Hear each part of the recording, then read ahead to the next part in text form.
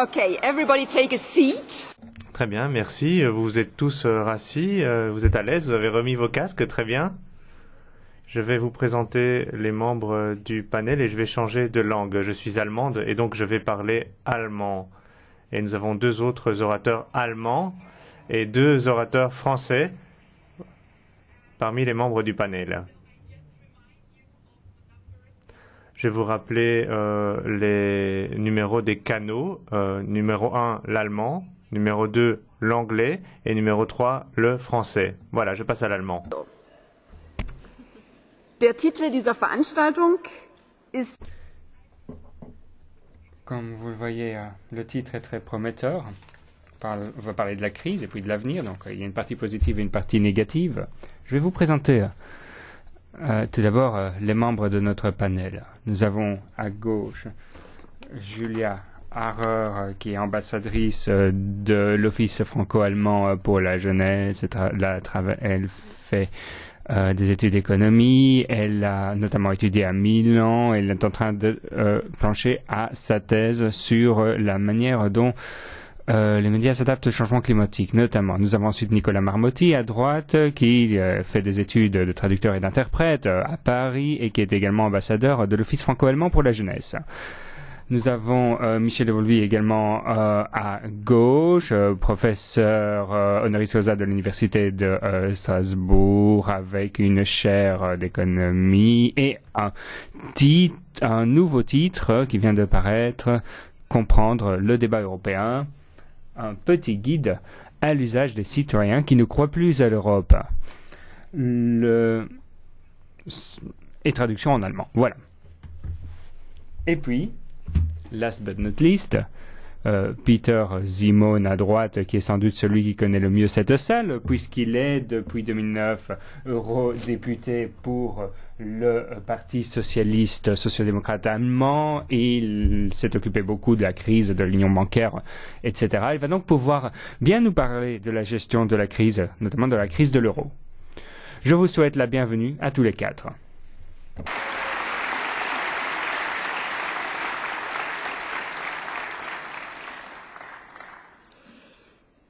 Wir werden etwa eine Dreiviertelstunde. Alors pendant 3/4 d'heure, nous allons avoir un débat entre nos experts, nos invités, et puis nous nous réjouissons de pouvoir échanger avec le reste de la salle. Donc, gestion de la crise, et puis, quelles sont les pistes pour l'avenir? C'est la question qui nous occupe. Jean Monnet a dit que l'Europe s'est toujours développée plus avant via les crises. On doit voir ces crises donc comme des bonnes occasions de faire avancer l'Europe. Ces dernières années, l'Europe, pour la majeure partie des gens, était perçue de manière plutôt négative, parce qu'il a fallu effectivement mettre de l'argent de la table, et puis sur la table, et puis il a fallu faire beaucoup d'économies pour sauver l'euro, pour mettre en place le mécanisme de stabilisation, et effectivement, l'Europe a été beaucoup synonyme de sacrifice ces dernières années pour les citoyens. Et pour beaucoup, surtout dans les pays du Sud, les soins de santé se sont détériorés, les conditions de travail, la possibilité de travail, le chômage des jeunes a beaucoup augmenté. Tout cela a été perçu comme le prix à payer pour le maintien de l'euro. Comment dégager de cela maintenant une vision positive pour l'Europe du futur? Que pouvons-nous faire tous ensemble pour que l'Europe redevienne plus pour les gens qu'un synonyme de renonciation et d'austérité?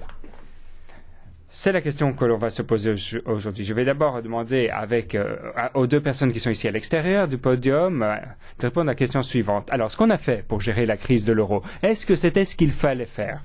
Et si ce n'est pas le cas, qu'est-ce que nous avons mal fait dans la gestion de la crise? Monsieur Simon. C'est une question éminemment politique dont la réponse peut être différente en fonction de la partie de l'hémicycle à laquelle on appartient. Si on est à droite, surtout en bas, vous allez avoir tout à fait une autre opinion que les gens de gauche, où je me trouve généralement. Je vais vous dire ce que pense mon parti d'ailleurs, plus que moi-même personnellement. Nous pensons Je pense que pour ce qui est de la gestion de la crise, ce que nous avons fait, ça a permis certes de sauver l'euro, oui, c'était extrêmement important. Personne n'a été laissé de côté. Personne n'a été obligé de quitter la zone euro dans les États membres de l'Union européenne. Mais les instruments que l'on a utilisés pour ce faire, d'après moi, sont douteux. On n'était pas obligé de le faire de cette manière. Je pense qu'on a été trop rapide, on en a trop fait trop rapidement pour ce qui est de la consolidation des budgets, pour ce qui est des économies, par exemple ce qu'on a demandé à la Grèce. Parce que ça a eu effectivement comme effet d'entraîner vers le bas l'économie et de faire augmenter le chômage. Et je pense que si nous voulons avoir des perspectives positives pour l'avenir, il nous faut plus rapidement que ce que l'on fait aujourd'hui, réorienter les choses pour faire des économies budgétaires, certes, mais en même temps investir dans les gens, investir dans l'économie et investir dans les chances d'avenir pour les générations futures.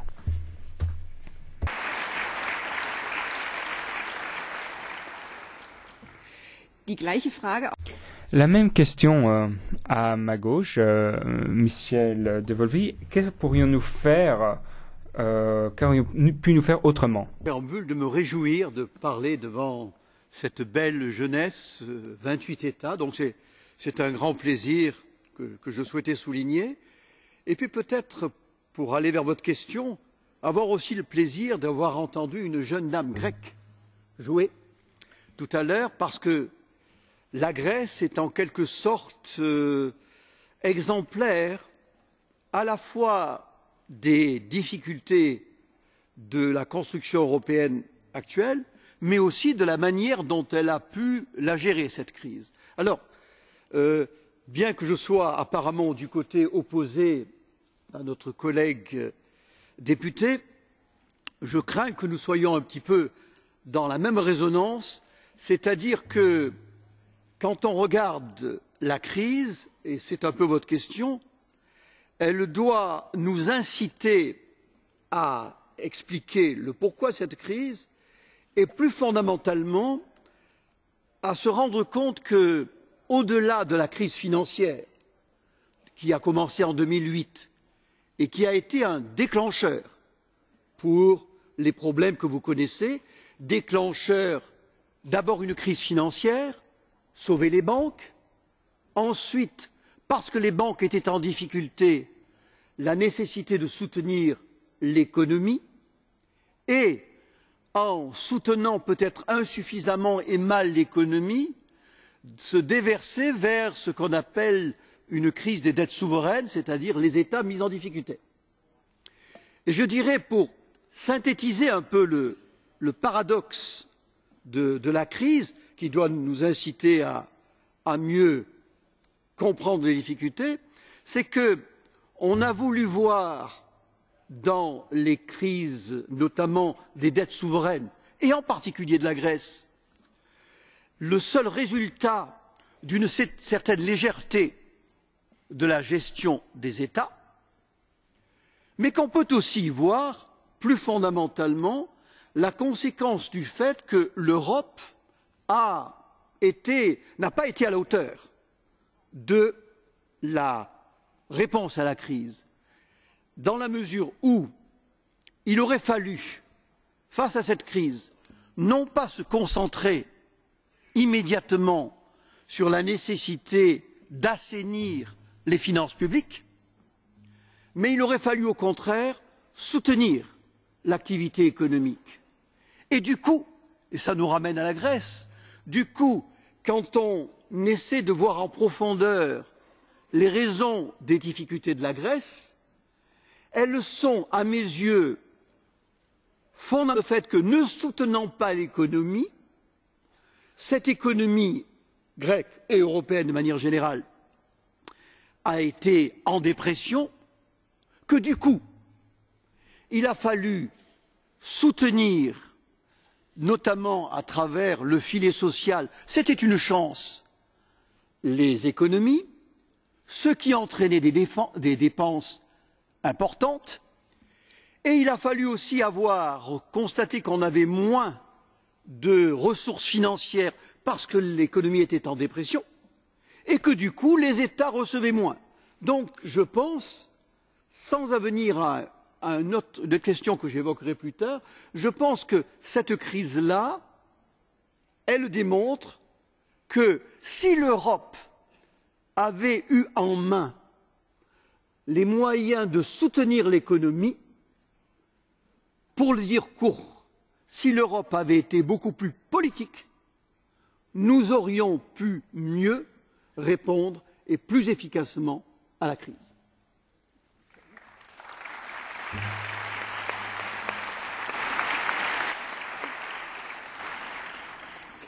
Das heißt, wenn es die politische Union Donc si nous avions eu une union politique, il aurait été plus facile de trouver une réponse à ces questions économiques. Mais effectivement, nous avions une union économique et monétaire et pas de véritable union politique, et c'est sans doute l'une des grandes questions qui reste ouverte pour l'avenir. Nous y reviendrons. Mais je voudrais maintenant demander à Julia Harrer d'intervenir. Quel serait votre plus grand désir pour l'Europe à exprimer aux politiques ces 5 dernières années?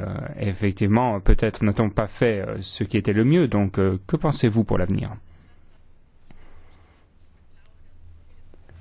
Ce que je désire, et je pense que c'est le cas de beaucoup d'entre nous, c'est de pouvoir continuer d'aller vers l'avant, de tendre la main à d'autres pays, d'apprendre de nouvelles langues et d'être mobile. C'est ce que nous voulons faire personnellement, et nous voulons pouvoir nous épanouir en Europe pour que ça nous permette également de trouver un emploi, de rencontrer un marché de travail qui veulent de nous. Et je pense que ce que a dit M. Simon est tout à fait juste. Nous devons investir dans les jeunes, c'est-à-dire dans nous, vous, moi, l'ensemble d'entre nous. Et je pense qu'il faut pour cela investir dans la politique d'éducation, dans les programmes d'éducation, afin de pouvoir offrir un avenir aux jeunes. Voilà mon désir.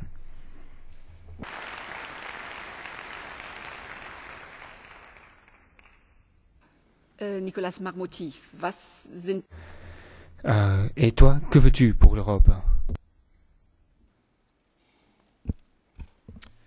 Je crois qu'en plus de la crise économique, on a vraiment en plus de ça, une crise politique, une crise sociale. Et ce que je souhaite, c'est vraiment qu'il y ait aujourd'hui, entre les jeunes, les jeunesses, un vrai rapport avec la politique qui aujourd'hui est complètement faussé, qui aujourd'hui est complètement n'existe presque plus, et que la politique devienne vraiment transparente et que les jeunes et même la population européenne puissent vraiment s'identifier aux messages que font passer la politique. Et également, je rejoins aussi Julia, mon rêve vraiment européen serait que tous les jeunes de l'Union européenne puissent se sentir européens, pouvoir voyager dans n'importe quel pays au sein de l'Union européenne et puissent enfin se dire français, allemand, italien et européen.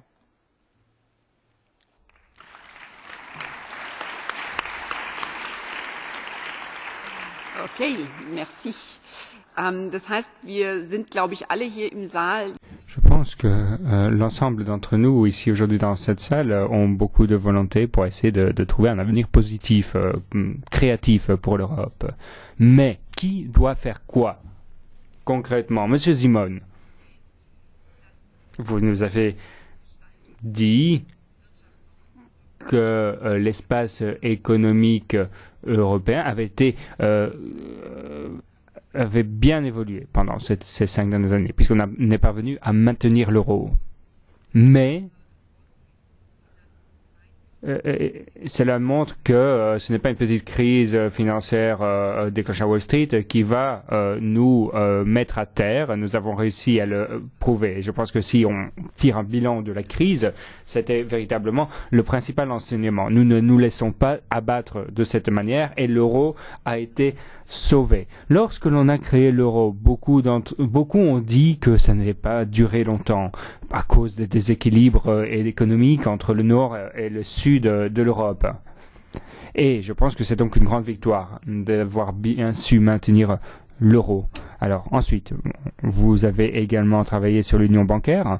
Je pense que là, on peut dire qu'effectivement, on a vu l'absence d'union politique.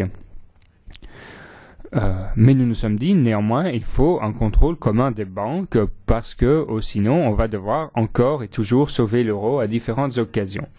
Alors d'après vous, où en est-on à ce niveau? Qu'a-t-on accompli et est-ce que c'est suffisant pour éviter la prochaine crise pour que dans quelques années, on doive de nouveau renflouer les banques à gros coups d'euros et de milliards d'euros? Dans le cadre de la réforme du secteur bancaire, nous sommes assurés de remettre les banques sur pied pour s'assurer que les banques reviennent à leur première fonction, une fonction de service à la société, service de l'humain, et pas le contraire. Parce qu'effectivement, ces dernières années, on a eu tendance à l'oublier. Certains banquiers se sont dit qu'ils pouvaient faire ce qu'ils pouvaient parce qu'ils seraient de toute façon, on pourrait de toute façon sauver leur banque, et on sauverait leur banque parce qu'elle c'était, dit-on, systémique. Et ils se sont permis de prendre des risques incroyables aux dépens des autres. Et donc, il y avait énormément à réformer dans différents domaines. Les banques ont dû renforcer leurs fonctions, leurs fonds propres pour ce qui est des fonctions de crédit, d'accorder des crédits. Ensuite, pour ce qui est de la vente des produits financiers, elles ont dû se plier à certaines règles. Nous avons réglementé les services financiers, les produits financiers eux-mêmes. Et un contrôle plus important a été mis en place au niveau européen via la Banque centrale. Nous avons également obligé les banques, comme toute entreprise économique, lorsqu'elles tombent en faillite, d'abord demander de renflouer la banque en interne, ensuite via un fonds qui est alimenté par les banques elles-mêmes, ensuite en tout dernier lieu via le contribuable. C'est comme cela que ça se passera en cas de faillite à l'avenir, et ça doit permettre d'éviter qu'à l'avenir, et il y aura toujours des crises à l'avenir, pour éviter que les crises futures qui touchent les banques amènent les États dans les problèmes. Prenez l'exemple de l'Espagne. L'Espagne n'avait pas de problème de dette d'État avant qu'elle n'ait à sauver ses banques, ses caisses d'épargne, en particulier ses CASA. Et nous avons eu la même chose en Irlande.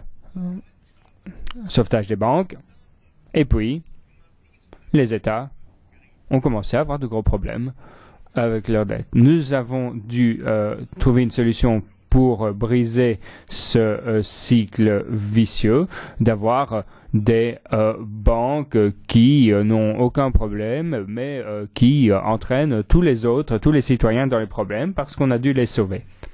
Voilà, ce sont les règles du jeu qui ont été fixées pour l'avenir.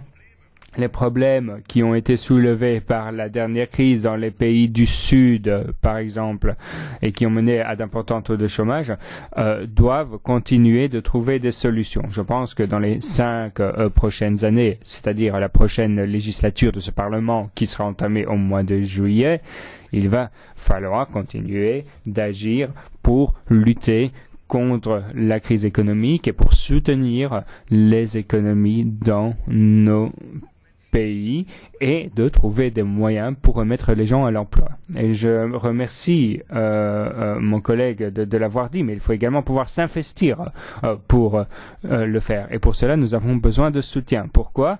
Parce que beaucoup de l'argent que nous allons dépenser, les 16 milliards pour les fonds structurels dans la prochaine période, Fonds social européen, etc., tout cet argent que nous allons investir, y compris pour lutter contre le chômage, sera utilisé dans les États membres au niveau national et ce qui sera fait concrètement sera décidé au niveau national.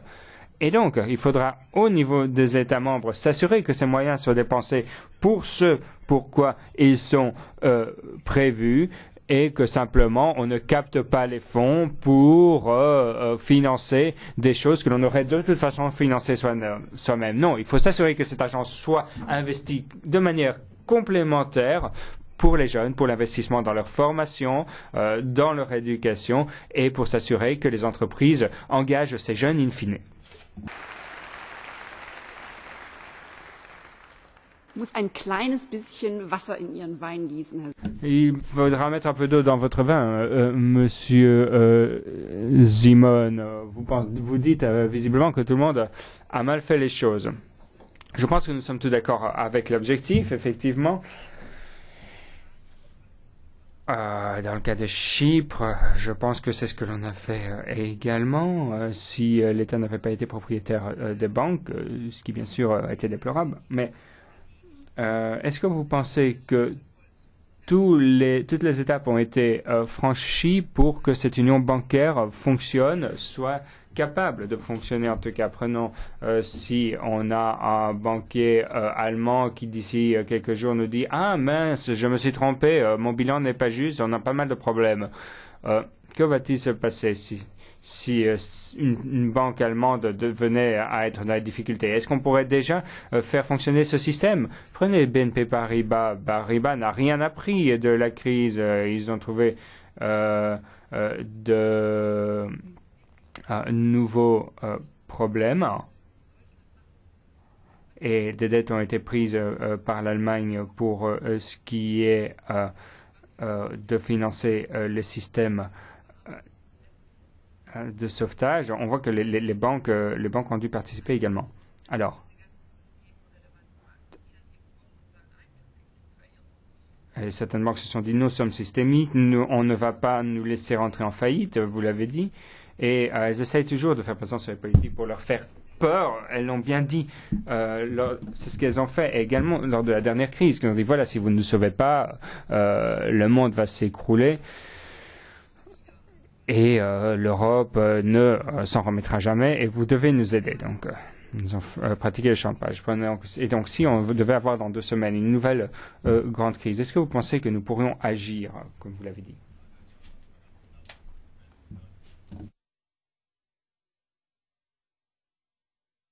Au niveau législatif, lors de la dernière plénière du Parlement européen au mois d'avril, tout a été achevé. Lorsque le président de cette maison, Martin Schulz, était là, et il a ratifié avec les représentants des États membres tout le paquet législatif. Donc législativement, tout est prêt. Bon, maintenant, il y a la mise en œuvre. C'est dans 2 semaines, effectivement, ce sera peut-être pas prêt, mais on va effectivement mettre cela en œuvre rapidement, et certaines choses plus rapidement que d'autres. Le principe selon lequel les propriétaires et les débiteurs, ceux qui ont fait de l'argent avec les banques dans les périodes de vache grasse, vont être le premier à payer en cas de problème. Et cela, ce sera mis en œuvre très rapidement.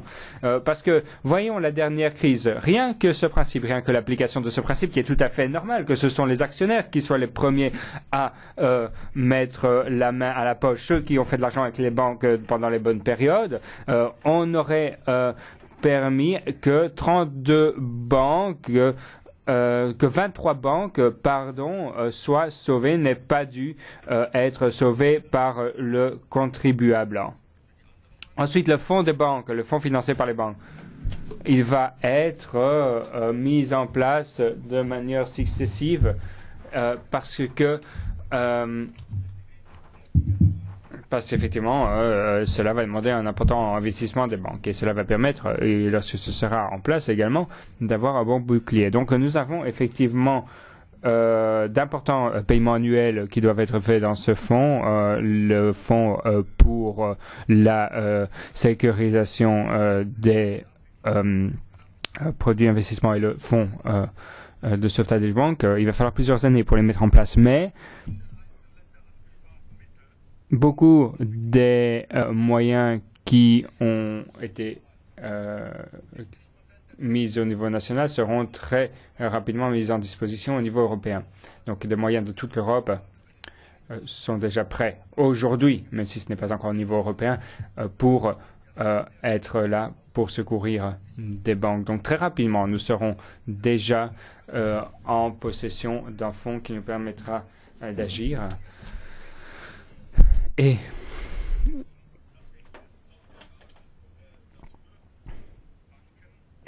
laissez-moi vous le dire, nous avons tout mis en place au niveau législatif pour que les choses ne se passent plus comme elles se sont déjà passées. Mais effectivement, on a vu que les banques n'agissent pas encore de la manière la plus appropriée. Votre exemple montre qu'il y a encore beaucoup de travail pour les 5 prochaines années.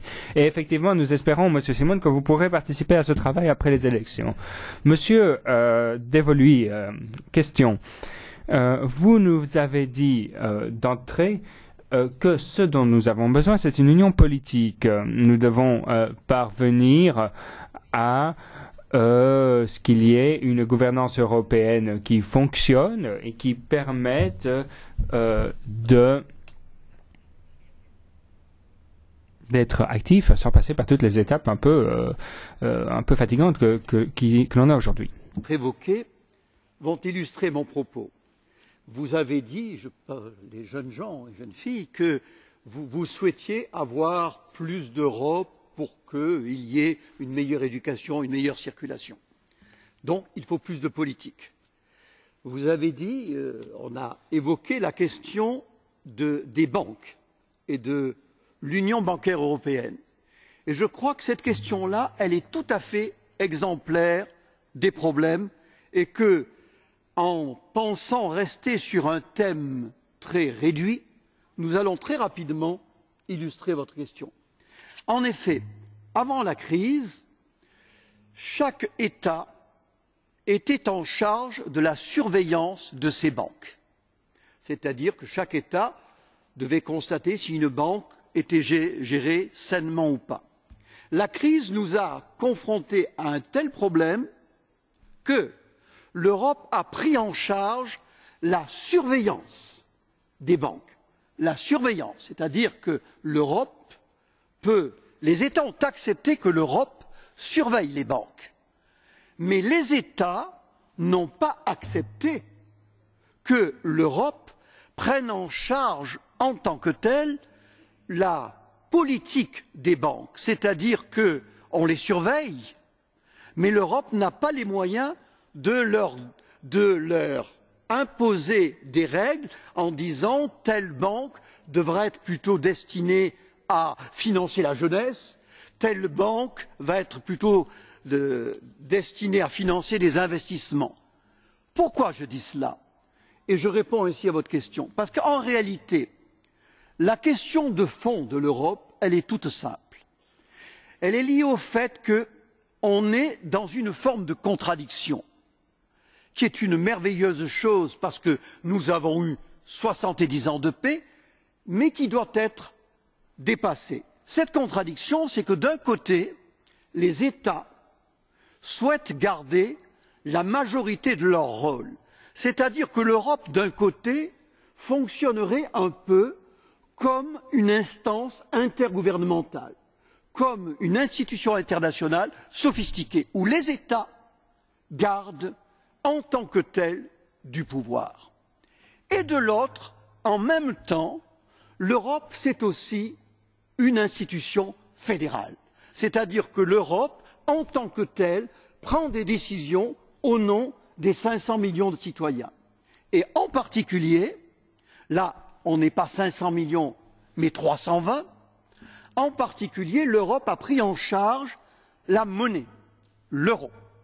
Et donc nous sommes dans une situation, et là je vais au cœur du problème, nous sommes dans une situation assez difficile où d'un côté, 18 États partagent la même monnaie, sont pilotés par la même banque centrale, la BCE, et de l'autre, vous avez des États, les 18 en l'occurrence, qui tentent le plus possible de garder leur prérogatives en matière fiscale, en matière sociale et en matière, ça revient à notre problème, en matière aussi de découpage du rôle des banques, pas uniquement de la surveillance. Et donc, tout mon propos est de dire ceci était peut-être inéluctable. On ne pouvait pas faire autrement que d'avoir cette structure un peu fragile.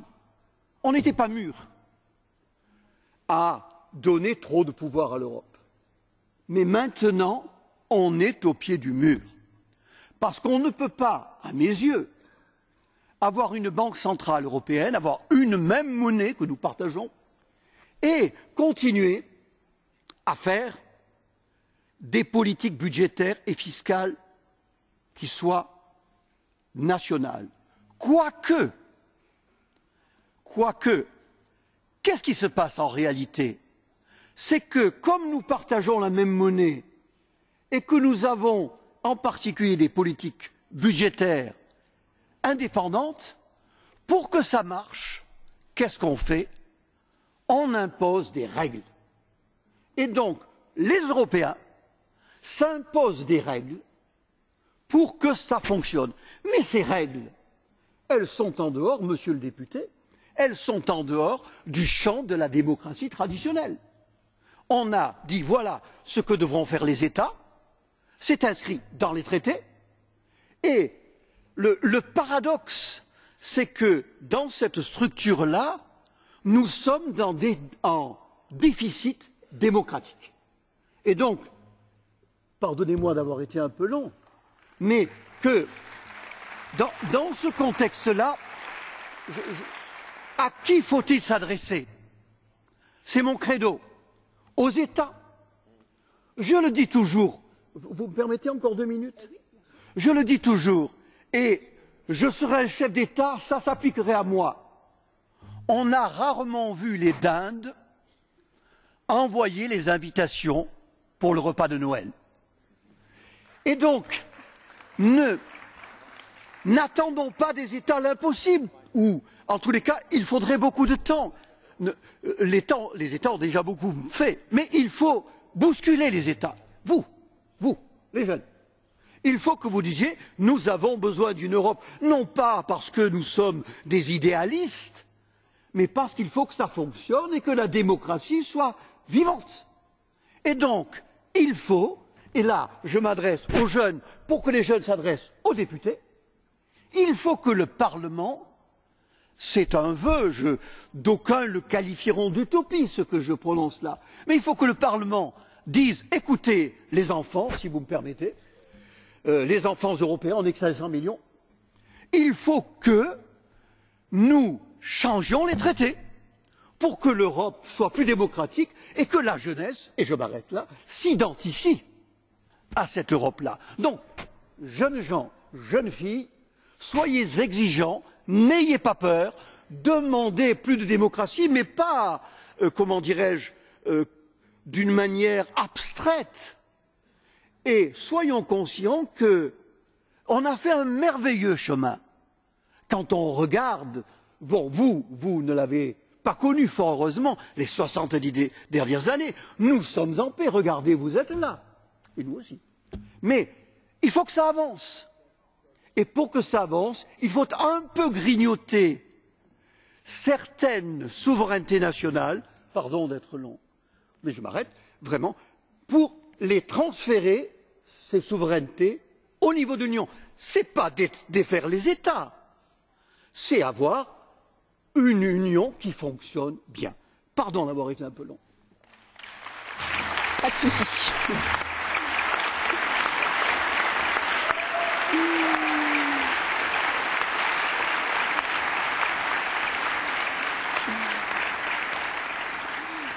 Donc, pas de souci, c'était pas trop long, Monsieur Devoluy. Merci pour ce plaidoyer flamboyant.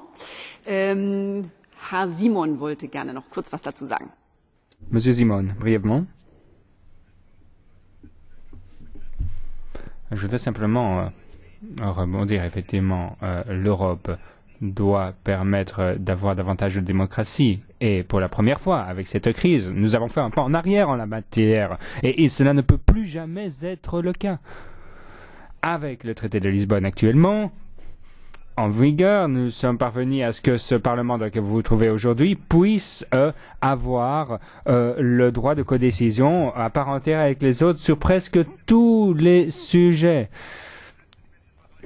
Alors, il y a énormément de dossiers législatifs sur ces agences de notation, etc. Nous avons fait valoir notre voix par rapport aux 28 États membres dans le Conseil. Mais lorsque l'on a mis en place le fonds de sauvetage, le bouclier de sauvetage de l'Union européenne, là,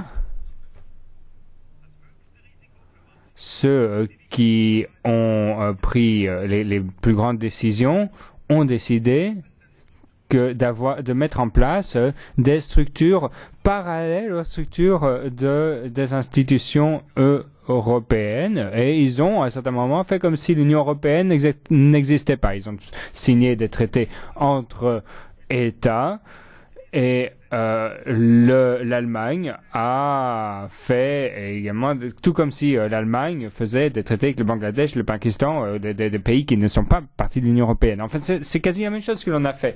Et le Parlement européen n'a rien eu à dire pour ces instruments entre États, mais les parlements nationaux non plus. Si nous croyons à la démocratie, si nous croyons au parlementarisme, il faut faire en sorte que cela ne se répète jamais, parce que c'est contraire à la démocratie. Il faut avoir un contrôle démocratique en pratique concret. C'est-à-dire que les parlementaires doivent prendre part et contrôler toutes les décisions, en particulier les décisions importantes dont nous parlons aujourd'hui. Et comme l'a dit le collègue, pour cela, il nous faut plus de compétences pour l'Union européenne.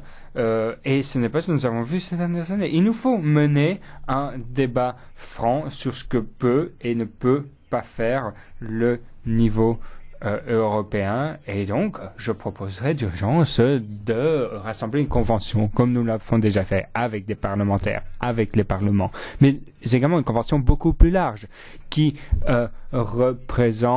qui est également des représentations des parlements des États membres pour voir dans quelle direction l'Union européenne doit évoluer et quels sont les domaines de compétences qui pourraient être transférés à l'avenir à l'Union européenne dans le domaine financier, dans le domaine de la sécurité, par exemple, également.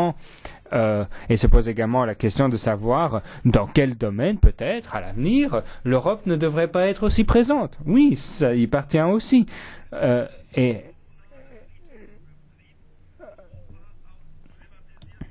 Peut-être que l'Union européenne ne doit pas s'occuper de la privatisation des cimetières dans toute l'Union européenne, tandis qu'il y a peut-être d'autres choses plus importantes.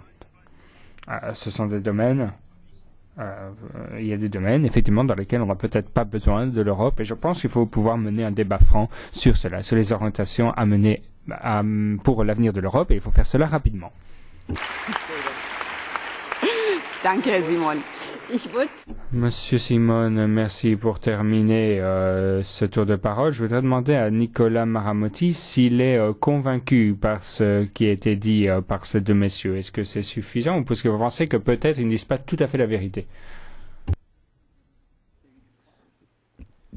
Je suis content d'entendre que justement on entend justement qu'il y a vraiment une volonté politique d'ouverture, de transparence, et je crois que c'est vraiment le premier élément qui va nous faire avancer, parce qu'on a besoin de ça aujourd'hui. On ne peut plus cacher les choses, on ne peut plus cacher les lois, et on ne peut avancer qu'ensemble, et pour ça il faut être transparent et expliquer.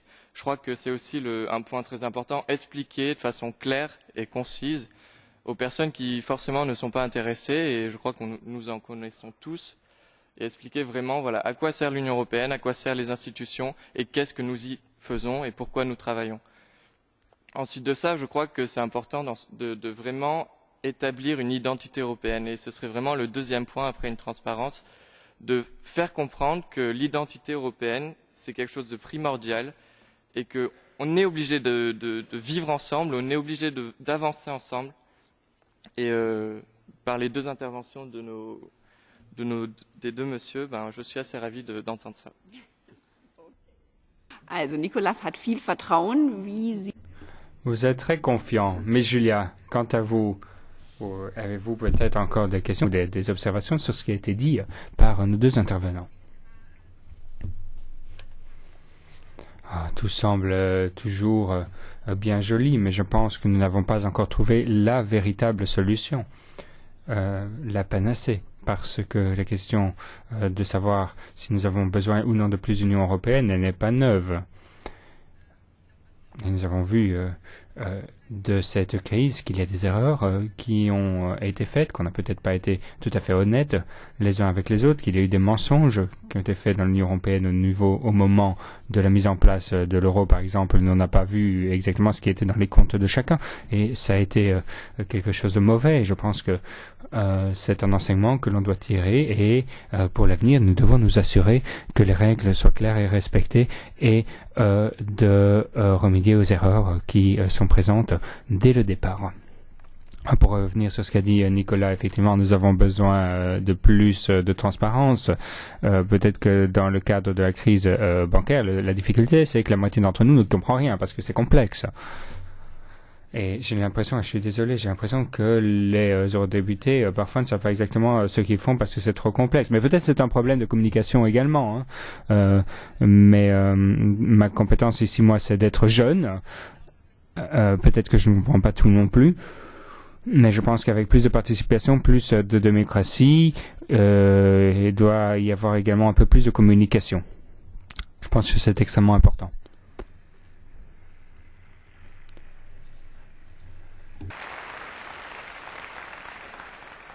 Okay, und ich glaube, das ist jetzt der Idee.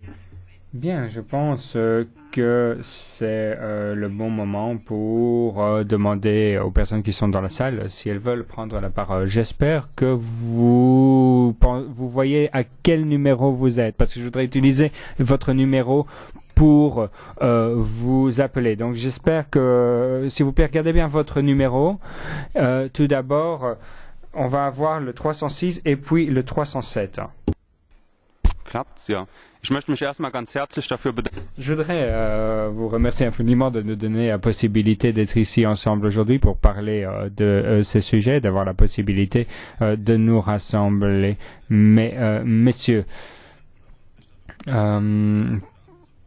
je voudrais également peut-être avoir un peu de temps avec vous ici près de la porte. Prenez le temps de parler quelque peu aux jeunes parce que on ne doit pas forcément discuter ici dans la grande salle de l'identité de l'Union européenne. Moi, j'ai rencontré pas mal de personnes ces derniers jours. Nous sommes déjà une génération européenne, sachez-le. Nous sommes une génération qui a apprivoisé l'Internet, des natifs du numérique, et nous sommes également des Européens. Nous avons toujours vécu avec l'Europe, donc cela n'est pas une question. Donc il serait très bien que la politique soit un peu plus proche pour que l'on parle très clairement de quels sont les enjeux pour la prochaine législature. Je n'ai encore rien dit. Je n'ai encore rien dit.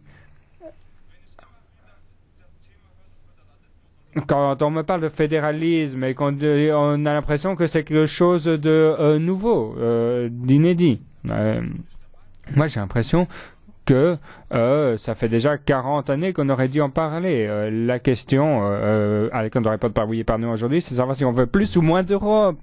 Je pense que c'est la seule vraie question. Ici, nous avons plein de partis qui veulent finalement diviser l'Europe. Vous devez avoir le courage de dire si oui ou non vous voulez plus d'Europe, et vous devez dire également dans des émissions qui soient enfin à des heures d'écoute normales sur les télévisions nationales, parce qu'il y a personne qui regarde les émissions sur l'Europe qui passent pendant la nuit, et c'est très rare qu'on parle de l'Europe à des heures d'écoute normales, et lorsqu'on en parle du Parlement européen, c'est de toute façon Juncker ou Schulz qui parlent, mais c'est généralement pas du contenu, et c'est pas ce qui concerne les jeunes, le chômage, la formation, etc. Ce sont toujours des thématiques qui sont en second point. On parle toujours de l'euro, c'est bien l'euro, blablabla. Ça ne stocke pas des masses.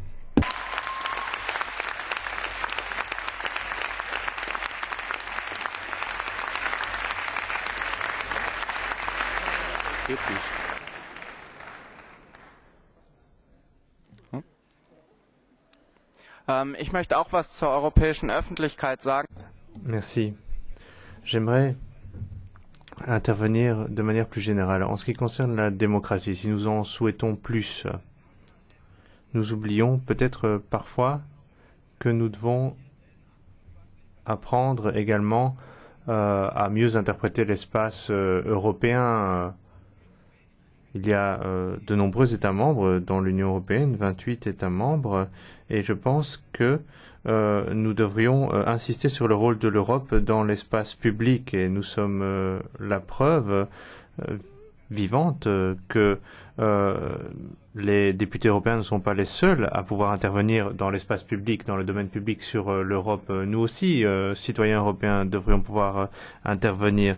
Et il faudrait plus de choses à la télévision, sur Internet, dans différentes langues, pour que nous puissions participer.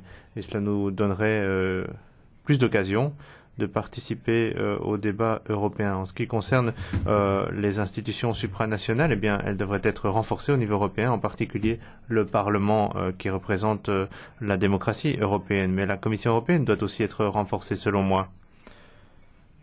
Mais je suis d'accord avec ce que mon collègue a dit. Le principe de subsidiarité doit également être protégé, parce que souvent, les pays savent mieux ce qu'ils peuvent faire sur certains domaines, mais on a aussi l'article 5 des traités européens. Et je pense que la Commission européenne doit mieux prendre en compte le principe de la subsidiarité. Merci. Merci. 440, s'il vous plaît. Mais présentez votre nom et votre pays, s'il vous plaît, brièvement. To everybody, my name is Nob. Salut à tous, je m'appelle Norbert, je viens de Slovaquie, les jeunes fédéralistes européens. Voilà donc mon organisation. Et je crois qu'on tourne autour du même pot. Nous devons soutenir la stabilité démocratique de l'Europe et nous devons également savoir que l'Union européenne appartient aussi à ses citoyens. Parce que chez nous, en Slovaquie, on a toujours l'impression qu'il s'agit de Bruxelles, des institutions européennes et pas des citoyens. Et je ne pense pas qu'il n'y a pas de véritable opinion publique européenne. Et je pense que les gens doivent ressentir qu'ils sont européens en premier lieu. Merci.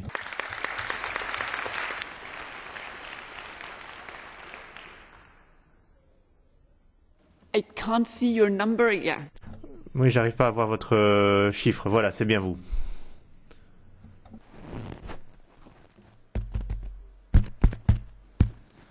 Microphone does not work. Hello. Le micro fonctionne très bien. Bonjour, je viens d'Italie. Et le micro est coupé maintenant. Doesn't work anymore. Oui, votre micro a été coupé. Oui, je vois qu'il y a une petite lumière rouge.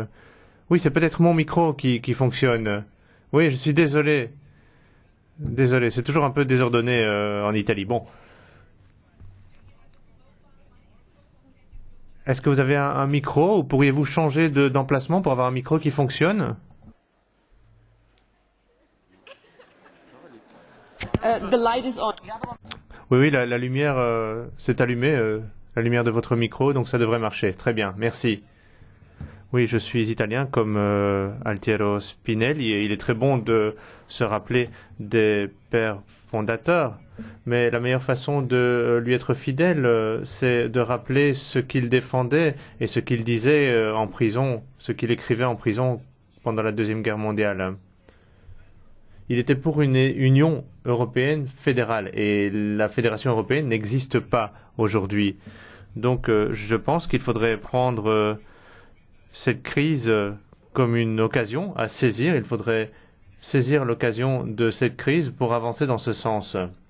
Et le Parlement européen devrait participer à la décision sur la Banque centrale européenne, par exemple. Qui dirige la Banque centrale européenne?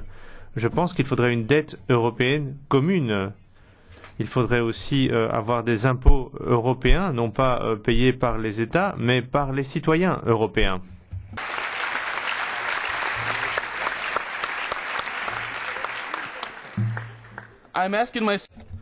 Et je me pose une question. Pourquoi débattre de la crise alors que l'Europe n'a pas les compétences ou les pouvoirs pour réagir à cette crise? Je pense qu'il faudrait, avant de débattre de l'économie, débattre de la politique. je pense qu'il faudrait un président de l'Union européenne, une politique européenne étrangère également. So I conclude like this. Et il faudrait une armée européenne. Vous savez, on a une gestion de crise inexistante et il faudrait passer à une union plus fédérale, à une fédération européenne unie. Merci.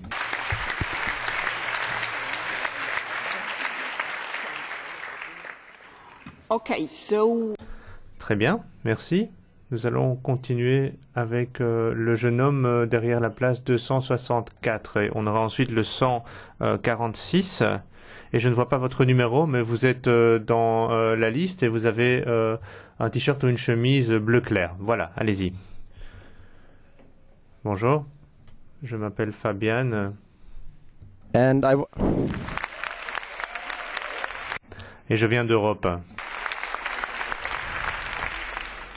I wasn't surprised that all of you are... Vous êtes pour plus d'emplois? Ça m'étonne pas. Je ne pense pas que quelqu'un soit contre plus d'emplois.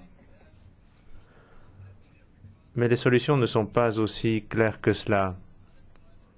Parce que, vous savez, on redistribue des fonds européens existants pour lutter contre le chômage. Alors la garantie pour la jeunesse européenne, ça a l'air très bien, mais les États en crise n'ont pas les moyens de mettre cela en pratique. Et il faudrait donc des réformes structurelles pour lutter véritablement contre le chômage et pas simplement déplacer des fonds déjà existants.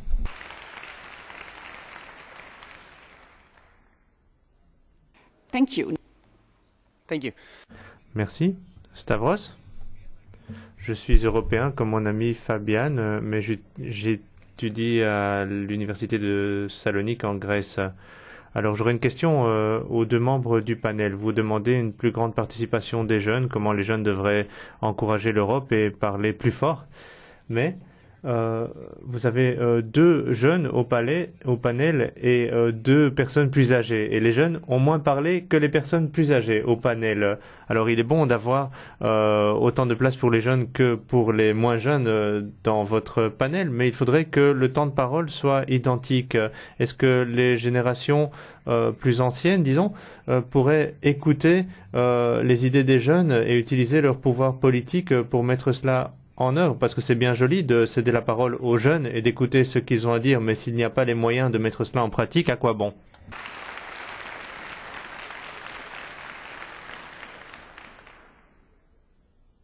So, up we go. Très bien, remontons 665. Bonjour à tous. Je m'appelle Gian, je suis né en Allemagne, mes parents sont turcs. Qu'est-ce que je voudrais dire aujourd'hui? Nous nous plaignons tous de la crise en Europe avec l'euro, la monnaie européenne. Mais si l'on va en Asie, aux États-Unis, en Australie, on se rend compte de la façon dont le reste du monde nous regarde et considère l'Union européenne comme une puissance d'avenir. Je ne pense pas qu'il faudrait se plaindre de ce que nous avons obtenu ici. En fait, il faudrait plutôt être fier de la construction européenne et du fait que nous soyons là aujourd'hui pour définir l'avenir et fier du regard du reste du monde sur nous. Merci.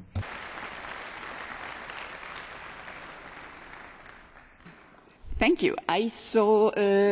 Merci. Deux jeunes, 45 et 47.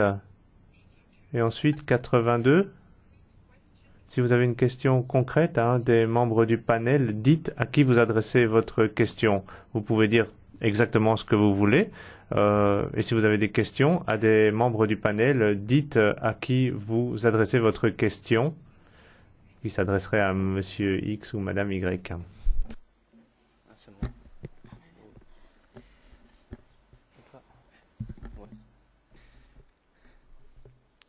Klappt? Ja. Also ich fühle mich als schwäbischer Europäer in Deutschland. En tant qu'Européen, je suis né à Schwab en Allemagne, mais je me sens européen et je m'appelle Ludwig, je vais parler allemand si vous le permettez.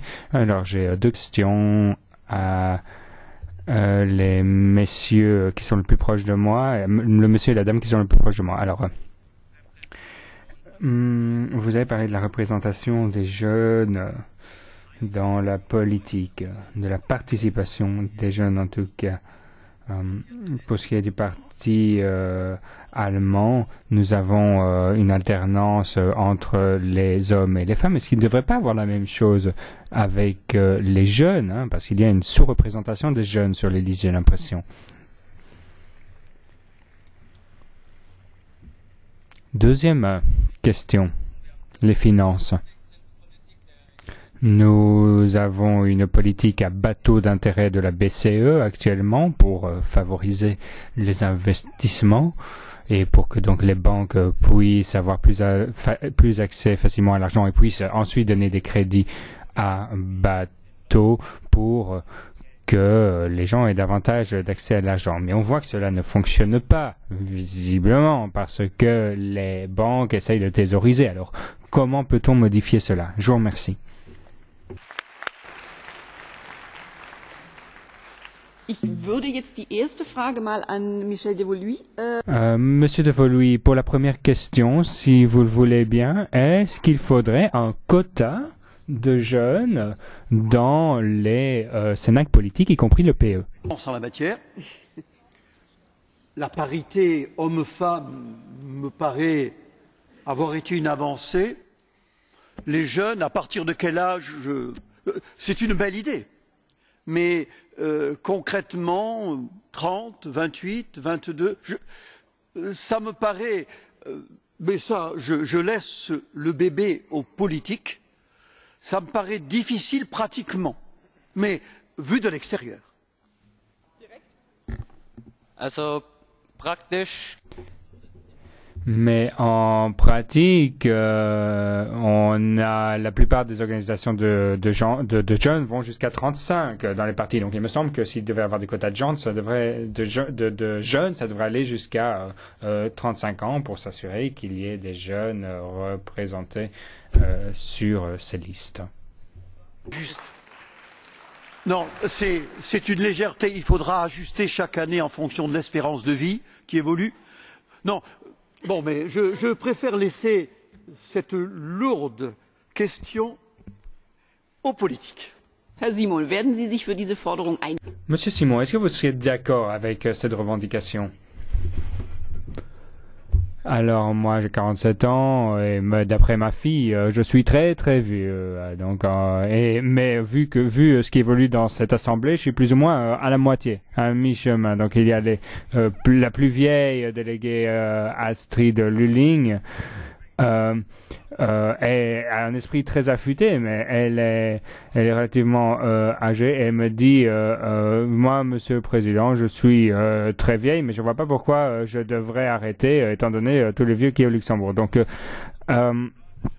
effectivement, c'est sympathique. Je pense qu'il y a également beaucoup de jeunes qui admettront que Madame Lulling a fait du bon travail. Et puis effectivement, il y a des collègues très jeunes comparativement qui parfois ont encore la vingtaine et qui viennent de différents pays. Alors pour ce qui est de la délégation allemande au Parlement européen, de moins de 35 ans, il n'y a que M. Hertog de Bavière, je dirais. Et si vous voyez le Parlement dans son ensemble, je pense que nous ne représentons pas effectivement exactement la part de la société, mais je pense qu'on a beaucoup plus de jeunes que dans les parlements nationaux. Je pense que c'est un aspect de la réflexion. Je pense qu'il est bon que ces collègues d'une autre génération puissent venir travailler avec nous. Est-ce que moi, j'aurais voulu être plutôt au Parlement européen? Bon, vu les raisons internes à mon parti, il m'a fallu 2 fois avant d'être ici, mais je ne pense pas que j'aurais voulu être plus jeune ici, parce que je pense que mon expérience professionnelle de l'administration, de l'industrie et des entreprises me permet de m'investir pour les aspects pratiques de la vie de mes citoyens ici au Parlement européen. Ich höre daraus, Sie werden sich... Effectivement, je pense qu'effectivement, vous ne voudriez donc pas un quota de jeunes. Max, vous pouvez reposer la question sur les banques? Ah. Ok, jetzt. Oui, voilà. Les banques.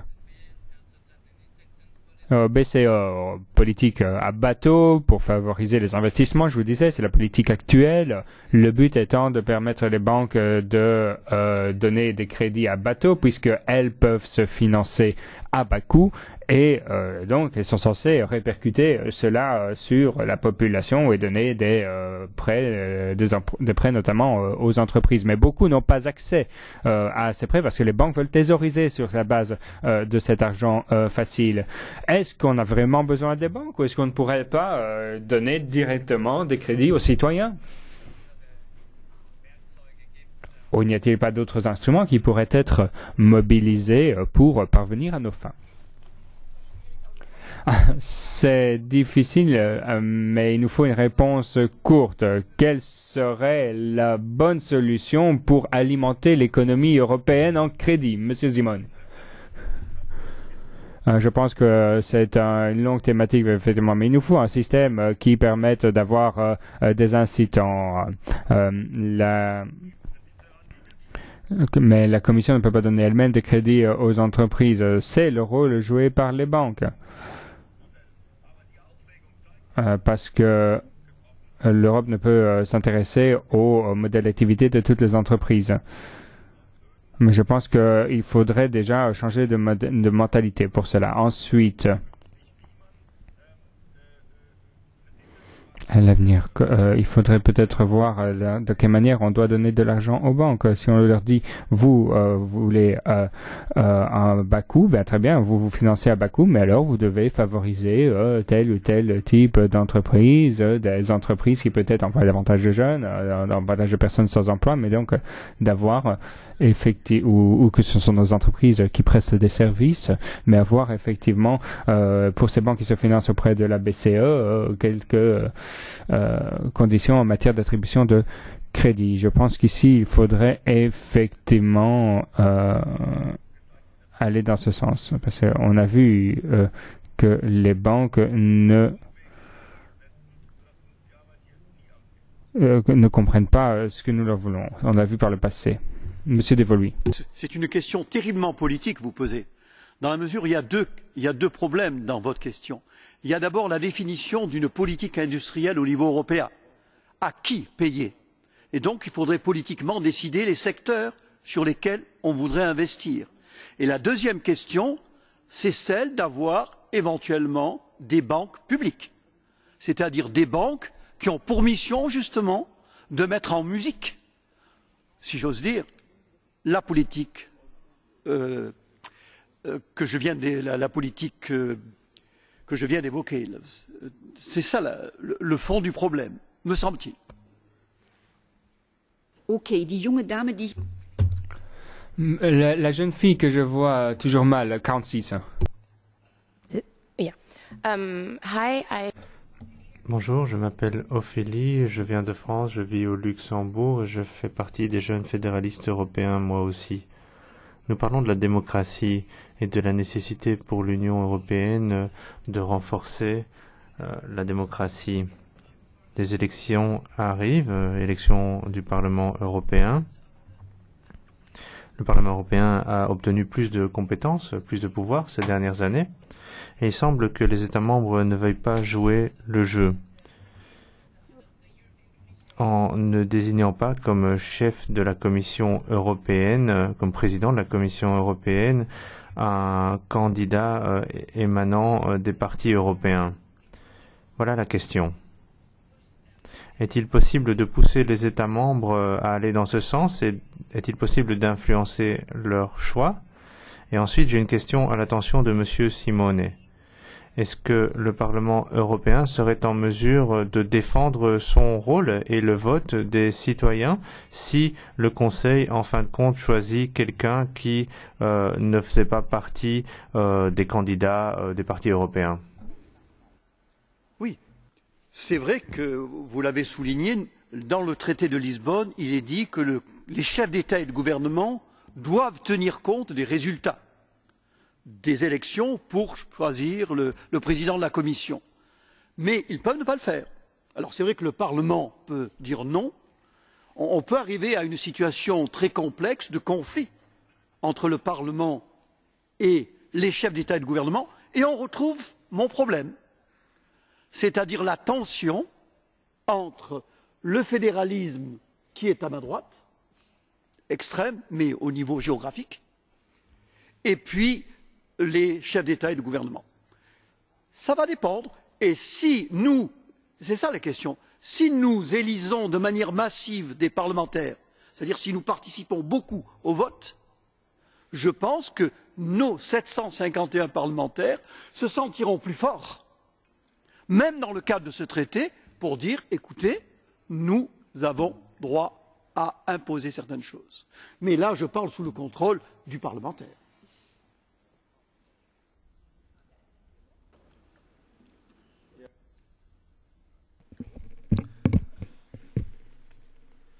Also ich denke, wenn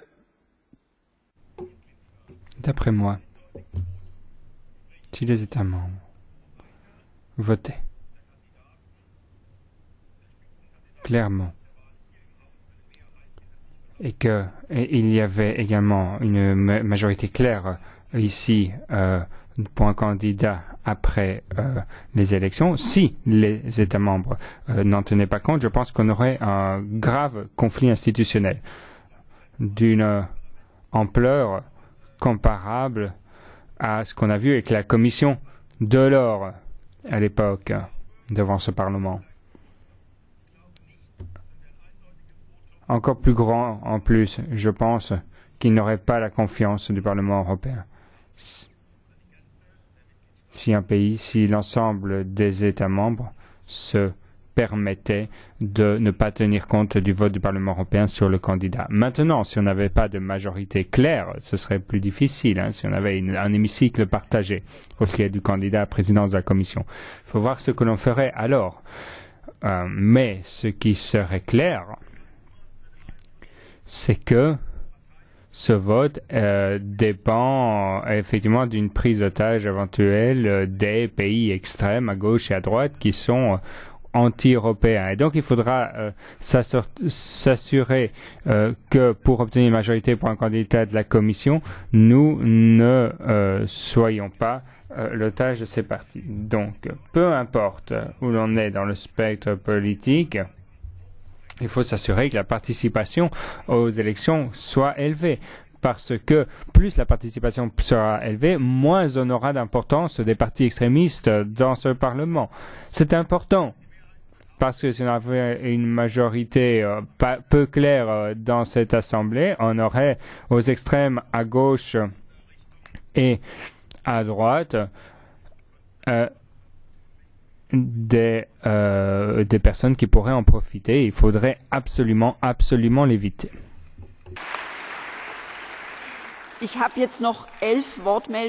J'ai encore 11 demandes de parole. Bien. S'il vous plaît, contentez-vous de poser une question brève ou de faire une déclaration brève. Et si c'est une question, soyez clair à qui la posez-vous. Le 82. Wenn du kurz die Frage noch mal wiederholst. Veux-tu rapidement répéter la question? Je m'appelle Panagiotis et je dois vous dire que je suis inspiré par les propos du membre du panel qui a parlé de déficit démocratique. Et M. Schäuble devait être parmi nous aujourd'hui, mais il ne l'est pas. Et il avait dit en 2012, lors d'une interview en février, que la Grèce est un puits sans fond et qu'elle devrait quitter la zone euro pour se redresser. Mais 2 ans plus tard, il semble que la Grèce reste de manière stable dans la zone euro.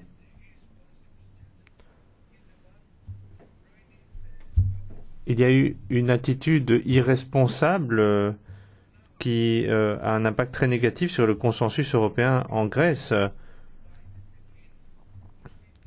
Et est-ce que vous pensez qu'en Europe, on devrait avoir des bons professeurs qui disent à leurs étudiants comment ils doivent faire leurs devoirs, ou est-ce qu'il faut vraiment un consensus public, un soutien public avec des politiques publiques fondées sur l'équité et le consensus?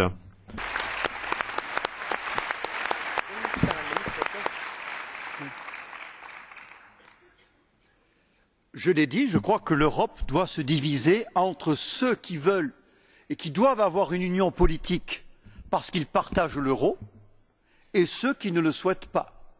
Et donc, la Grèce fait partie des 18 et donc la Grèce doit être dans un espace de zone euro intégré. Après, vous posez implicitement la question de la solidarité. Mais je crois qu'on ne se pose pas la question de la solidarité entre la France du Nord et la France du Sud. Comme on ne devrait pas se poser la question de la solidarité entre le pays A et le pays B de l'Union. Mais pour cela, il faut une union politique, c'est-à-dire qu'il faut, je le dis, changer les traités et avoir, et ça répond un peu à la question des uns et des autres, il faut que nous créions un espace public européen. Alors, ce n'est pas un joli mot, c'est une réalité. L'espace public européen, cela veut dire des partis européens, cela veut dire un vrai budget européen, cela veut dire un vrai gouvernement européen, cela veut dire payer des impôts à l'Europe. Et pour cela, il faut nous convaincre que l'Europe est la bonne issue. Et là, si vous me permettez juste encore 2 mots, la bonne issue, c'est que, je crois, les grands problèmes qui nous sont adressés dans le siècle qui vient, l'environnement, la santé, l'agriculture, l'approvisionnement en matières premières, aucun État européen, fût-il le plus grand, ne pourra jouer seul. Dans la géopolitique mondiale, on a besoin d'une Europe unie. Il y a un deuxième aspect, je l'ai dit, c'est que de toute façon, si on ne se met pas politiquement en mouvement, on ne gérera pas bien la zone euro, comme on l'a fait dans la crise. Et le troisième aspect, c'est aussi un peu mon ambition, c'est que je crois, ça a été perçu par les interventions, je crois qu'on a besoin d'une société plus apaisée, d'une société aussi qui ne soit pas uniquement obnubilée par les banques, même si elles comptent. Et je crois qu'aucun État seul ne peut s'engager dans la réflexion sur un monde plus convivial et plus apaisé. Ça peut sembler un vœu pieux, mais c'est à vous qu'il faut s'adresser. Je crois que là aussi c'est la dimension politique, la dimension espace public européen, à mon avis. Okay, ich habe 445 auf meiner Liste als nächstes. 445. Aber ich finde den Platz schon gar nicht. 445, mais je ne vous vois pas. Où êtes-vous? Hein? Ah, à droite. Je m'appelle Julia. Bonjour, je viens d'Allemagne. Je m'adresse à mes compatriotes allemands du panel. Pourquoi n'y a-t-il pas un système électoral commun dans tous les États membres? Pour autant que je sache, dans les traités, le Parlement européen avait la possibilité de mettre en place un système électoral commun dans tous les pays, même sans l'accord du Conseil des ministres européens, du Conseil européen. Mais il n'y a toujours pas de parti européen en Europe.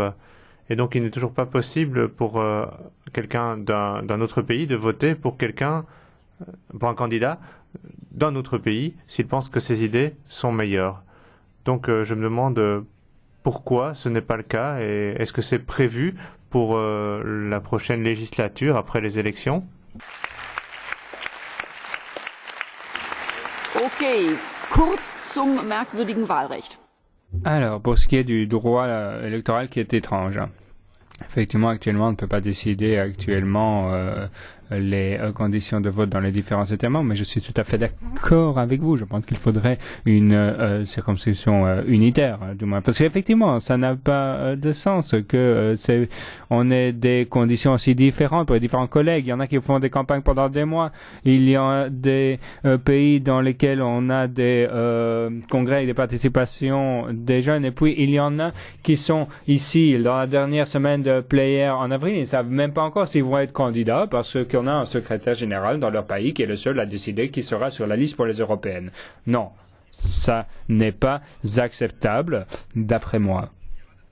Je pense qu'il faut s'assurer qu'il y ait un système unitaire, effectivement, Et on a essayé de le faire ces dernières fois, mais je vois qu'il y a peu de personnes qui sont d'accord. Il y en a qui voudraient avoir une liste à côté des listes nationales, mais tout le monde veut des personnes de sa région, de son pays, dans le Parlement européen. Mais on pourrait avoir au moins une partie de la liste, une liste qui permettrait au niveau européen pour un Allemand de voter pour quelqu'un d'italien, parce que une personne qui est partie en Erasmus voudrait, par exemple, un Allemand qui serait parti en Erasmus en Italie veut peut-être voter pour des Italiens dans les élections européennes.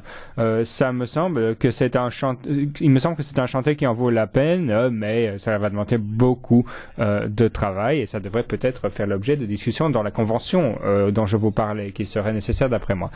Bien, du travail pour la prochaine législature. Donc, Madame la 386. Geht das? Ja. Ich heiße Sarah und ich bin auch aus Deutschland. Sarah, allemande également.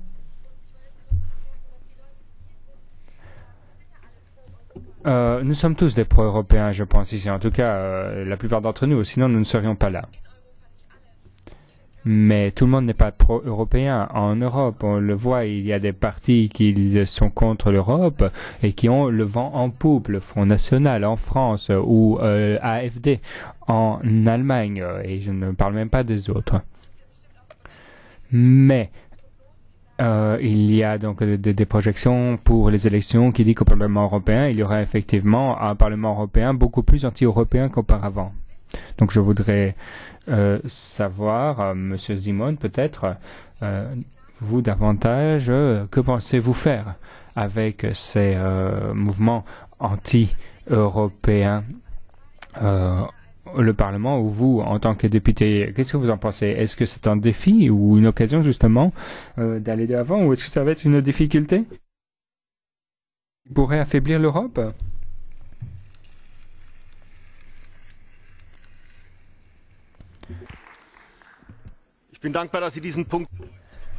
Merci encore une fois d'en avoir parlé très clairement. Et effectivement, ce qui est important dans ce que vous avez dit, c'est qu'il faut faire la différence entre les personnes qui sont ici et les personnes qui sont dehors. C'est différent, ce sont des mondes tout à fait différents. Et sachez-le, ça fait des semaines que tous les jours, je suis au bas de Württemberg, qui est un land énorme, et nous ne sommes pas beaucoup, et nous participons à des débats, nous nous rendons chez les citoyens, et il y a énormément de personnes qui ne veulent plus d'Europe, ou du moins beaucoup moins d'Europe. Et quand on le parle de subsidiarité, etc., qu'il faut être et qu'on parle des compétences, je peux vous assurer que ces personnes ne sont pas intéressées. Ils veulent savoir très concrètement ce qui est fait et pas fait par l'Europe dans leur vie quotidienne. Donc je pense qu'il faut également tenir compte de toute la population qui n'est pas forcément aussi euro-enthousiaste que nous le sommes ici. Il va peut-être y avoir jusqu'à 100 personnes de parti d'extrême droite dans cette maison après les élections, d'après les projections. C'est la menace. Et je pense qu'il ne peut pas y avoir de coopération avec ces personnes. Ici, vous avez UKIP pour la Grande-Bretagne à ma droite. Ce sont des personnes qui ne travaillent pas dans les commissions parlementaires. Ce sont des personnes qui ne font rien sur le fond. Ils le refusent consciemment. Ils sont là une fois par mois à Strasbourg pour prononcer de grands mots sur tout ce qui ne va pas en Europe. Et ces gens ne sont là que pour profiter du podium qui leur est donné pour combattre l'Europe. Et nous devons lutter contre ces personnes. Mais le problème, c'est que les médias donnent de plus en plus de place à ces médias. L'AfD en Allemagne, c'est 6%. Et quand on fait des émissions, on donne toujours beaucoup plus la parole à ces partis anti-européens. Ils ont la même place qu'un parti qui ferait 60% dans les sondages. Vous rendez-vous compte? Mais ça ne va pas.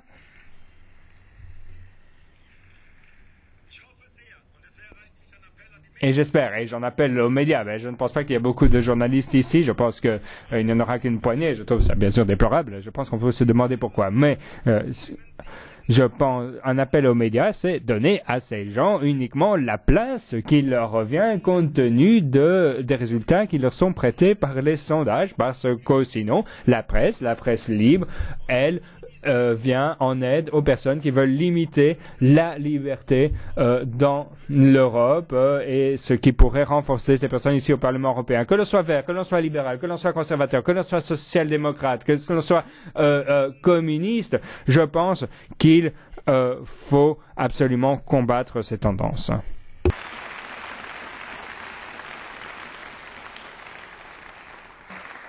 Der nächste bitte. La suite.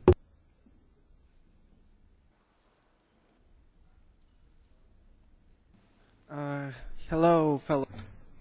Bonjour, chers amis européens. Je m'appelle Gabor, je viens de Bulgarie. Et ma question est assez proche de celle qui vient d'être posée. J'ai constaté que dans certains pays, à la frontière de l'Union européenne, eh bien, les citoyens ne se sentent pas partie prenante de l'Union européenne. Et parfois, ils écoutent les arguments des anti-européens. Que fait l'Union européenne pour lutter contre cela et pour venir en aide à ces pays pour qu'ils se sentent partie prenante de l'Union européenne, pour qu'ils se sentent importants au sein de l'Union européenne?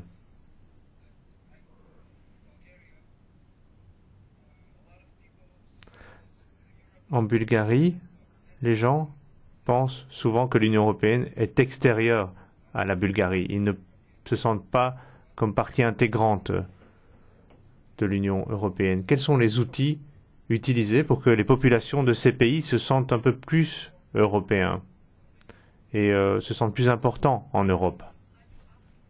À qui adressez-vous votre question? Oui, à quelqu'un du panel. Ah, vous devez choisir un membre du panel. À gauche, peut-être? Thank you. Bon, c'est une question cruciale, mais je crois qu'il ne faut pas se cacher le fait que le traitement de la crise que nous avons vécue n'a pas donné une image très positive de l'Europe.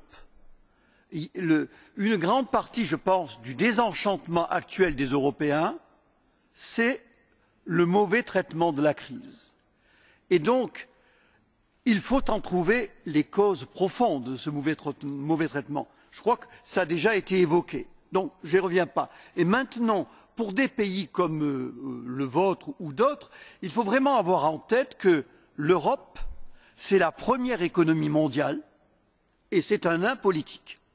Et l'Europe a néanmoins, à travers son faible budget, beaucoup apporté aux États. Et je crois que ce qui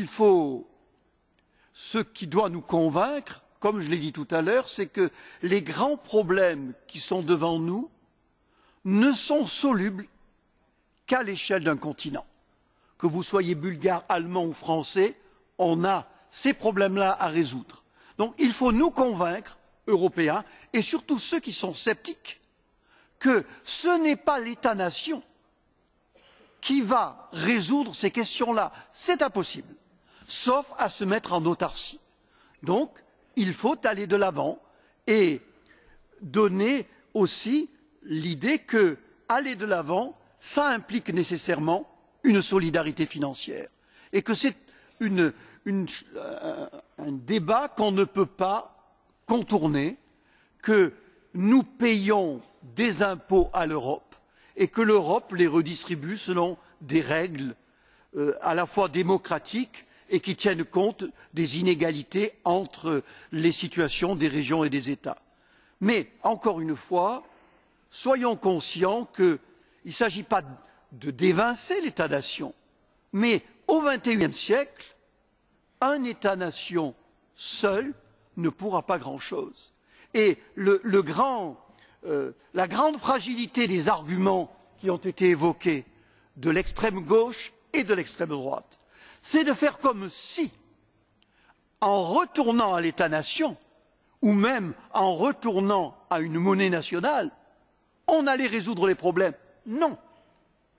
Ce vers quoi on ira, c'est à une plus grande inefficience économique, des guerres des monnaies, un marché qui va se déstructurer, et, au bout du compte, et dans la logique de ceux qui ont demandé ce retrait vers les États-nations, au bout du compte, s'il y a des problèmes, on s'adressera d'abord ou on considérera que c'est d'abord la faute des autres. C'est une vieille histoire. C'est une vieille histoire qui termine toujours par la même histoire, c'est-à-dire, dès le départ, que des tensions entre les États. Donc, je crois que ce discours-là doit être éligible parce qu'il s'adresse à la fois à la raison, au cœur et à l'histoire. Donc voilà pour répondre un peu longuement à votre question. Ça vaut pour la Bulgarie, ça vaut pour l'Allemagne, ça vaut pour tous les pays européens, me semble-t-il. Merci beaucoup. Nicolas und Julia wollten gerne dazu auch noch was sagen. Nicolas et Julia. On ne peut pas attendre toutes les réponses des institutions européennes et qu'il y a 3 facteurs qui peuvent permettre d'avancer ensemble. Le premier, le vrai travail des politiques et qu'il soit transparent. Le deuxième, un vrai travail des médias qui permettent cette transparence et l'explication de ce qui est fait au Parlement. Et le troisième point, c'est nous, puisque les politiques actuelles vont devoir partir un jour et c'est nous, jeunes, qui sommes l'Europe du futur. Et c'est nous aussi à nous engager dans les différentes associations, partis, et à montrer que nous aussi, nous avons une parole et quelque chose à dire, et ce aussi en allant dans des classes, en allant à des manifestations, etc. Et nous avons aussi un rôle important à jouer, et pas seulement à attendre des institutions politiques qui sont vraiment une grosse machine et difficile à bouger, et nous avons un rôle important à jouer là-dedans.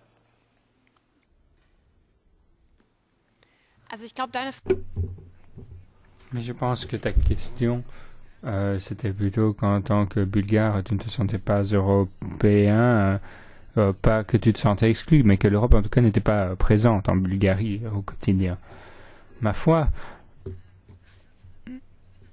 on l'a vu sur Twitter, une personne de Bosnie qui nous a dit que c'était exactement la même chose, que l'on on sentait que l'Europe était quelque chose de très éloigné. Alors je pense qu'effectivement l'Europe doit en faire plus pour donner l'impression aux gens qu'ils en font partie et qu'elle est présente à leur côté. Plus de campagnes, plus de programmes, je ne le sais pas. Peut-être renforcer la mobilité. Moi j'étais en Bulgarie, j'ai bien aimé. Je pense qu'effectivement l'Europe doit se réveiller et être présente partout. Et je pense qu'il y a effectivement pas mal de choses qui peuvent être faites. Si tu veux effectivement prendre le micro, vas-y. Vas-y, essaye.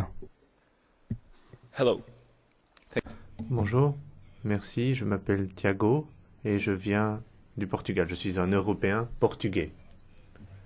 Nous avons beaucoup parlé de la crise.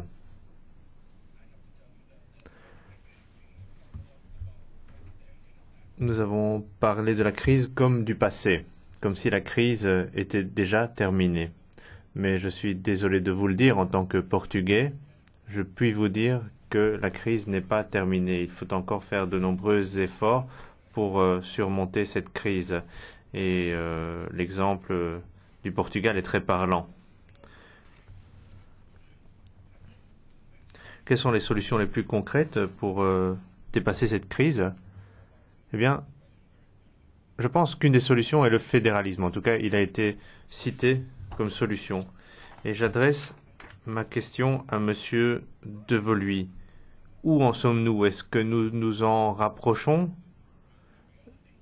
À quelle distance sommes-nous du fédéralisme? Et en ce qui concerne les prochaines élections, certains partis ont-ils le fédéralisme parmi leurs objectifs politiques? De partis qui soient vraiment... de partis, il y en a, mais des partis qui ont pignon sur rue, qui siègent là, qui soient ouvertement fédéralistes. pour répondre à votre question, je crois qu'on est au milieu du gué, in between. Et que, si on retourne en arrière, il va y avoir les désordres et les oppositions entre États que j'ai évoquées. Si on veut aller de l'avant, il faut vaincre l'idée que l'État-nation est indépassable pour résoudre les problèmes, qu'ils soient du Portugal, de la Bulgarie ou d'ailleurs.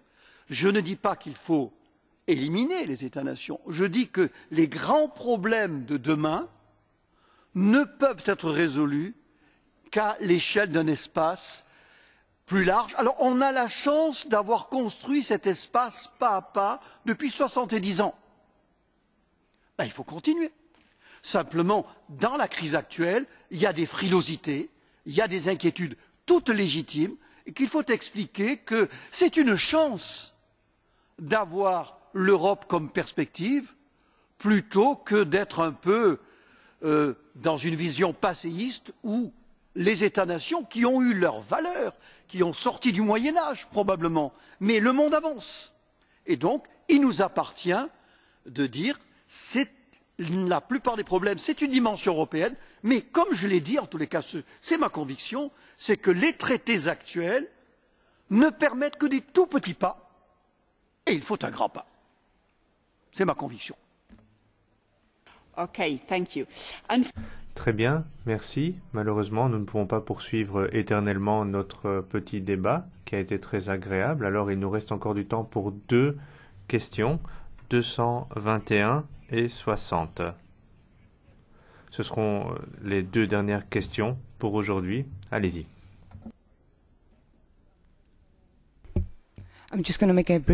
Oui, une déclaration très rapidement. Je m'appelle Andrea, je viens de Chypre et je vis en Grèce. Je représente donc les 2 pays.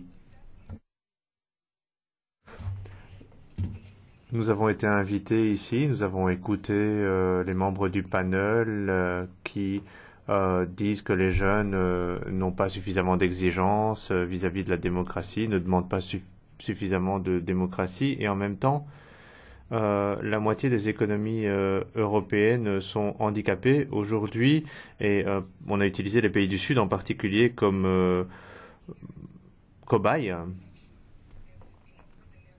Alors maintenant, il y a l'élection européenne et il y a eu un mea culpa. Certains ont dit peut-être n'aurions-nous pas dû faire ce que nous avons fait en Grèce, peut-être n'avons-nous pas réagi suffisamment rapidement à Chypre, mais en fin de compte, il faudrait peut-être réclamer ce que tout le monde demande, arrêter de faire des expériences et ne pas transformer la jeunesse en un groupe de mendiants. Est-ce que ça s'adresse à Monsieur Simonet ou à quelqu'un d'autre? Non, non, ce n'est pas une question, c'est simplement une déclaration. Merci. Maintenant, 60. Mein Name ist Nada, ich komme auch aus Deutschland. Je suis allemande. Je suis convaincu, comme certains de ceux qui sont présentés, sont prononcés avant moi, que nous, les jeunes, nous voulons tous nous investir pour l'Union européenne, nous voulons tous avoir un investissement politique, et je pense que nous sommes quelque peu euphoriques, et peut-être ne pas l'être autant. Hein, je ne veux pas gâcher la fête, mais je pense qu'effectivement, nous avons la possibilité déjà de nous engager politiquement, là nous pouvons le faire, et de déjà avoir une influence sur la politique. On peut s'engager dans des organisations, il y a pas mal de choses qui peuvent être faites, et puis, mais il est vrai que peut-être on n'a pas l'expertise encore, le savoir-faire pour participer et être sur les bancs du Parlement européen. Donc il faut peut-être un peu ne pas être aussi enthousiaste, et il y a pas mal de choses qu'on peut faire d'ici, dans ce qu'on fait déjà aujourd'hui pour soutenir l'Europe et le Parlement sans y être parti et sans faire partie des eurodéputés. Merci. Gut, ich danke. Bien, je vous remercie de tout cœur pour vos questions, vos déclarations, votre participation, votre attention pendant ces 2 heures que nous avons passées ensemble. Je remercie nos intervenants du panel de tout cœur. J'ai beaucoup aimé cette séance de travail, j'espère que ça a été votre cas aussi. Je pense qu'en 2, 4, même 6 heures, on ne peut répondre à toutes les questions qui se posent naturellement. Donc c'est vrai qu'il y a toujours ce petit sentiment qu'il y a eu beaucoup de choses dont on n'a pas pu parler, mais c'est normal. Et la vie est encore longue, et la vôtre en particulier. Et je suis certain que le débat va se poursuivre et il n'y aura pas de dernière déclaration de M. Simon, même s'il l'aimerait beaucoup, je le sais. Je vous souhaite un excellent appétit. Au revoir.